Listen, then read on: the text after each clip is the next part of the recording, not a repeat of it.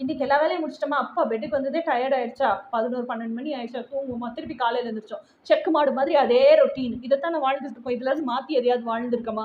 இதையே மாத்தி வாழாத நமக்குள்ள மனசாட்சி இருக்கு, இறைசாட்சி இருக்குன்னு எங்கிட்டு உணர போறோம்? ஓகே, ஆனா இது நாளும் கனெக்டடா தான் இருக்கு. ஓகே, ஸோ இப்போ இந்த நாளுக்குமான வித்தியாசம் தெரியணும்ல, முதல்ல டிஃப்ரென்ஸ் இன் வாய்ஸ் தெரியணும்ல. ஸோ நம்ம பிறந்த நாள்ல இருந்து இந்த ஜென்மத்தில் நம்ம பிறந்த நாள், நம்ம பர்த்டே இருக்கும்ல, இப்போ என் பர்த்டேனா April 10th 1983.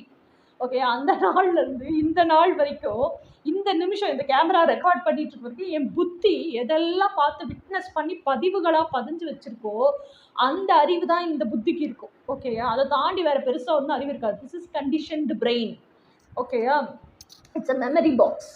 அடுத்தது மனசுக்கு வருவோம். மனசுல என்ன ஆகும்னா, ஆல்ரெடி இட் இஸ் கனெக்டட். மனசு கனெக்ட் ஆகி தானே இருக்கு. அப்போ எது கூட? அன்கான்ஷியஸ் கூட. அப்போ இந்த மனசாட்சியோட கனெக்ட் ஆகி இருக்கும்போது மனசுக்குள்ள அது பார்த்துருக்கோ பார்க்கலையோ அதெல்லாம் தெரியாது. ஆனால் ஏக்கம் இருக்கு, வலி இருக்கு, தவிப்பு இருக்கு, கவலை இருக்கு. அப்போ மனசுங்கிறதே 2 நிலையா இருக்கு, மேல்நிலை கீழ்நிலை இருக்கு. மேல்நிலையில ஃபுல்லா சூப்பர்ஃபிஷியலா இந்த பூமியில அது பார்த்து இந்த புத்தி பார்த்து விட்னஸ் பண்ணுச்சுல, அதை எல்லாமே மேல்நிலையில வச்சிருக்கு. அதுவும் மனசுக்கும் விட்னஸ் பண்ணியிருக்கு, மனசுக்கும் அது ஆசை இருக்கு. அது நிறைவேறுச்சுன்னா சந்தோஷம், நிறைவேறலைன்னா ரொம்ப கவலைப்படாது. ஒரு சில விஷயத்துக்கு அடம் பண்ணி ஆர்ப்பாட்டம் பண்ணும், அப்புறப்பா அப்படின்னு விட்டுரும்.